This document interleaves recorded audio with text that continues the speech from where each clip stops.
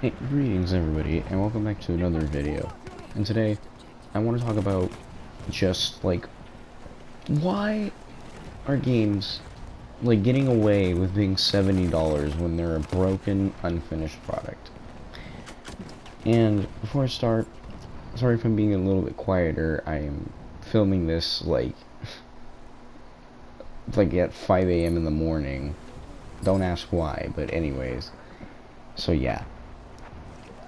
I am just completely stunned at just how the games industry has devolved into what it is, into like it's such a sad thing that nowadays people can just, not even buy the game at launch, but just pre-order, however much the game's gonna be. They can pre-order it for like $70, $80, maybe higher if they want a special edition or something. They can spend all that money on one game, and then when it finally comes out, nowadays, most games that come out are broken, unfinished, just trash. And that's why I don't play any sports games either, because sports games have been infamous for being completely buggy and broken at launch, especially due to EA and how they treat FIFA and Madden, where I mean they literally you can we can disagree about everything besides this.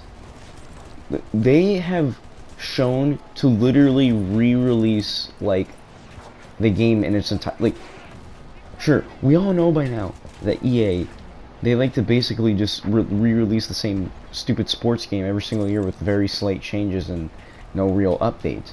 But here's the thing. Back in, I think it was 2020 or 2021, I think it was back then especially, people were quick to point out that I think in FIFA 21 or FIFA 20, they found that if you look on the promo stuff, while you're playing the game, the little sideline advertisements and stuff, whenever any mention of FIFA popped up, instead of it being the new year and the new games number, it was FIFA for FIFA 21, I think it was FIFA, it would just show FIFA 20 on the sideline. And that just goes to show how lazy, how absolutely delinquent and lazy that these frickin' companies can be when it comes to making a product. They didn't even make the product. They just took whatever was already existing, and then they just put a new coat of paint on it. They basically just gave it a freaking an update. They could have easily done all these stupid roster changes with an update instead of re-releasing a game every single year for $70+ nowadays. They just could have made an update. But of course, they're not gonna actually make an update. They're just gonna do what's simpler and what makes sense most of the time. They're gonna make another game every single year just to fill their quota. And I can say all I want. Oh, it's baffling, and they shouldn't be doing this. And the reality is they shouldn't be doing this, but it's what can we do? Game companies are gonna keep pulling this crap, and they're gonna keep just releasing broken, unfinished products, and in some cases, with EA, just completely just port over the same game and slap a new number on it and call it a new product for $70 plus. And just to get off into a little side thing, I am not telling you how to spend your money, but honestly, I cannot fathom how people just genuinely drop money on a sports game every single year, and just drop money on a game that they can just like spend on something else, like a different game. But for some reason, people just think it's great just to, like, millions of people each year think it's just great to buy the same product over and over again. Like, I get the fact that, like, it's like a whole psychological thing where it's like, oh, I'm gonna miss out on the new, like, roster updates and stuff. Like, I get that, but, like, still, it's just, you guys are the ones that support this crap. If you keep buying, like, it's okay to buy a sports game every once in a while. I think that's fine, you know? But when you constantly, like, just buy a new freaking game, quote unquote, new game every single year, then, like, it's just, you can spend your money on better things. Like, again, I'm not telling you how to spend your money, but I'm just saying you could literally just make a way better purchase, you know? Like, take Battlefield 1, for instance. The game came out back in 2016, and it's thriving as much as it ever has. Maybe not, again, not as much as it was when the game first launched. But, I mean, look at Battlefield 2042. Perfect example. Game was like $60, $70 at launch, I believe. And nowadays, the game has been marked down dramatically, even digitally. Like, as far as I know, digitally on the PlayStation Store, it has been marked down heavily, 2042, because of just the fact that the game did poorly at launch, and, you know, like, they try to salvage as much as they could from it, and again, it just goes to show how, like, just how much people can just allow these studios to just get away with releasing unfinished products. And again, in the case of 2042, at least they marked down the price. At least they did that. That's the very least they could have done. You know? I played 2042. Not a super fun game. I had fun, a little fun at first, but, like, as you play the game, it just gets more and more, like, just boring, because, like, there's not really much to do besides just unlock weapons and do, like, a battle pass that really doesn't matter, because honestly, cosmetics in Battlefield, to me at least, aren't the most important thing. Anyways, like, just moving on. Let's see.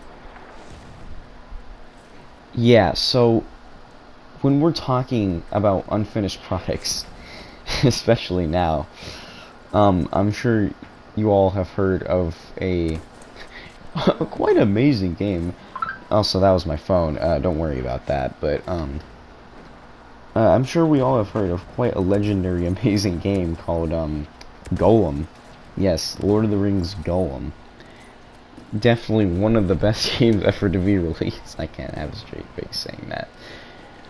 But yeah, on top, in Golem's case, on top of releasing for $70+, they also found it up, like, just completely okay to absolutely nickel and dime the player for all they have by releasing just, like, they released, like, DLC that shouldn't have been DLC. They literally locked behind a paywall, like, just authentic voice lines.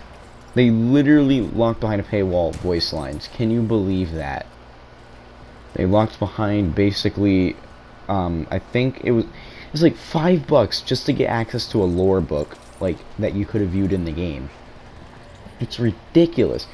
I forgot what the studio was called, or whatever. I don't, like, again, when I mention studios or whatever, or just referring to companies, I'm referring mostly to the publisher or the company, because most of the time, like, dev studios are just, like, it's not the dev studio's fault. They just make the game. They don't price the game necessarily, you know. It's these stupid publishers that just end up ruining games because of their greediness and having, like, almost, like, full-on control over how a game is made, especially in the monetization department. But yeah, I feel bad for these studios. I already knew, like I already know just how like bad the developers of like Lord of the Rings Golem thought the launch was gonna be. Like I can imagine all of them were not like, they were not confident at all. Like when the game launched, I imagined. And like again, it's just really sad to see like a bunch of these, you know, game companies selling their games for like $70+, or even just selling them for full like normal price, like $60. Like it's just sad to see these companies keep getting away with releasing broken, unfinished crap onto the market just for a quick buck. And again, you can chant, like just like me, you can chant all you want, like into the like just the darkness. It's like it's almost like an echo chamber. No matter how much you say, it's all just like we're all just like walled off from like projecting our voice, because these companies just purposely don't listen to the consumer. And why should they? I mean, they're getting paid. All these other people are just buying these products and just, you know, lining the company's pockets. So like they aren't entitled to do anything, you know. But yeah, I just wanted to make a quick video. And like I know it's kind of, again, it's all over the place like most of my other videos, but you know, I kind of just wanted to rant about this for a little bit. I just, you know, it's a shame to see, you know, companies nowadays just put quantity over quality, and just not, you know, they just don't put quality, they don't put quality in their games. They do it just for the price. You know, they do it just to make money. And it genuinely hurts, because I know deep down there's these game studios that like are so passionate about their craft, and then they just have to deal with these higher ups that just, you know, they just ruin the game because they have to listen to whatever they want to do. It's a sad thing.